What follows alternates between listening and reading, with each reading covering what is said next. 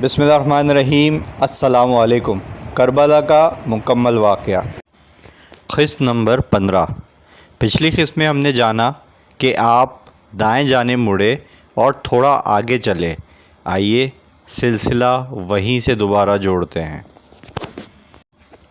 حضرت امام حسین رضی اللہ تعالیٰ عنہ بائیں طرف مڑ کر تھوڑا سا چلے تھے کہ حر کے سپاہیوں نے آ کر روک دیا اور کہا بس یہیں اتر پڑیں، فرات یہاں سے دور نہیں ہے۔ حضرت امام حسین رضی اللہ تعالیٰ عنہ نے پوچھا اس جگہ کا نام کیا ہے؟ لوگوں نے کہا اس جگہ کا نام کربلا ہے۔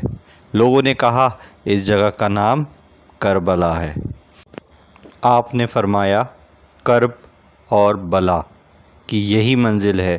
یہ کہہ کر گھوڑے سے اتر پڑے اور فرمایا یہ کربلا ہے جو مقام کرب اور بلا ہے، یہی ہمارے مال و اوان و انصار کے قتل ہونے کی جگہ ہے۔ یہ محرم 61 ہجری 2 تاریخ بروز جمعرات مطابق 20 اکتوبر 681 عیسوی کا دن تھا، جب حر نے ابن زیاد کے خط کی تعمیل کرتے ہوئے حضرت امام حسین رضی اللہ تعالیٰ عنہ کو کربلا میں اترنے پر مجبور کر دیا تو اس نے ابن زیاد کو اس کی اطلاع کر دی۔ یہ وہ وقت تھا جب ملک ایران میں کردوں نے بغاوت کر دی تھی۔ عمرو ابن سعد ایک صحابی کا بیٹا تھا، اس نسبت سے وہ خوب جانتا تھا کہ حضرت امام حسین رضی اللہ تعالیٰ عنہ نواسۂ رسول ہیں اور ان سے جنگ کرنا گویا اپنے آپ کو آتش جہنم میں ڈالنا ہوگا۔ اس لیے اس نے ابن زیاد سے کہا مجھے اس امر سے الگ کر دیجئے تو بہتر ہوگا۔ ابن زیاد نے کہا اگر حسین کے مقابلے نہیں جا رہے تو حکومت کا پروانہ جو تمہارے نام لکھا گیا ہے اسے واپس کر دو۔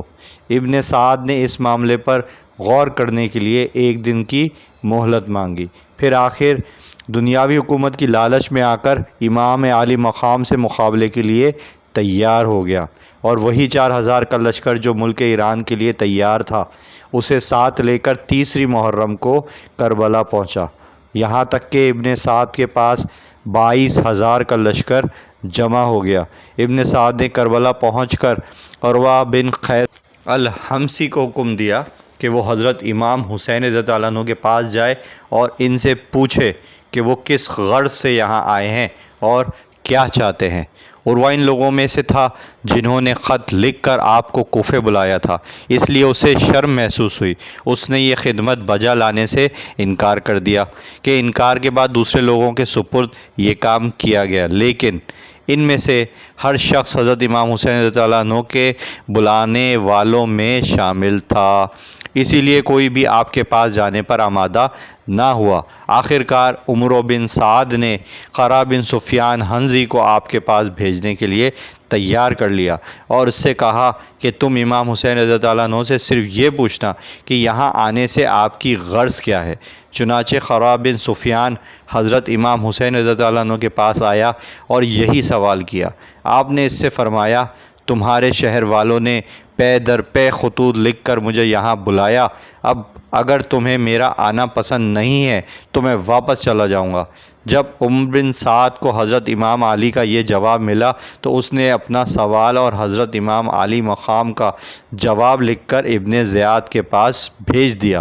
خط پہنچا، ابن زیاد نے پڑھا اور غرور و تکبر اور ظلم و سفاکی کی جذبے کے تحت اس نے یہ شعر پڑھ کر اپنی تاریخ ذہانت کا ثبوت دیا۔ اب جب کہ ہمارے پنجوں نے اسے جکڑ لیا ہے تو نکلنا چاہتا ہے، حالانکہ اب کوئی جائے قرار نہیں ہے۔ یہ کہہ کر اس نے ابن سعد کو جواب لکھا تمہارا خط ملا، تم نے جو تحریر کیا ہے میں اسے اچھی طرح سمجھ گیا ہوں۔ تم حسین اور اس کے ساتھیوں سے کہو وہ یزید کی بیعت کریں، اگر وہ بیعت کر لیں تو اس کے بعد ہم جو مناسب سمجھیں گے کریں گے۔ ابن سعد کو جب یہ خط ملا تو اس نے کہا میں سمجھ گیا کہ ابن زیاد کو عافیت اور امن منظور نہیں ہے۔ حضرت امام حسین رضی اللہ عنہ اور ان کے ساتھیوں پر پانی بند کر دیا گیا۔ 7 محرم کو ابن زیاد کا دوسرا خط عمرو بن سعد کے پاس پہنچا، جس میں یہ حکم لکھا ہوا تھا کہ حسین اور ان کے ساتھیوں پر پانی بند کر دو، اسی طرح کہ انہیں خطرہ بھی پانی نہ ملنے پائے، جیسا کہ امیر المومنین حضرت عثمان بن عفان رضی اللہ عنہ کے ساتھ کیا گیا تھا۔ اس خط کو دیکھتے ہی عمر بن سعد نے عمر و حجاز زبیدی کو 500 سواروں کی فوج کے ساتھ دریائے فرات پر مقرر کر دیا اور تاکید کر دی کہ حضرت حسین رضی اللہ عنہ اور ان کے ساتھیوں تک پانی کا ایک قطرہ بھی نہ پہنچنے پائے۔ تاریخی کتابیں اس بات کی گواہ ہیں کہ حضرت امام حسین رضی اللہ عنہ کی شہادت سے 3 روز قبل پانی بند کر دیا گیا تھا۔ عبید اللہ ابن ابی حسین ازدی نے پکار کر کہا، اے حسین، دیکھتے ہو یہ پانی نیلا نیلا آسمانی رنگ کا کس طرح بہہ رہا ہے، لیکن خدا کی قسم تمہیں اسے ایک قطرہ بھی نصیب نہیں ہوگا اور تم اسی طرح پیاسے ہی مر جاؤ گے، معاذ اللہ۔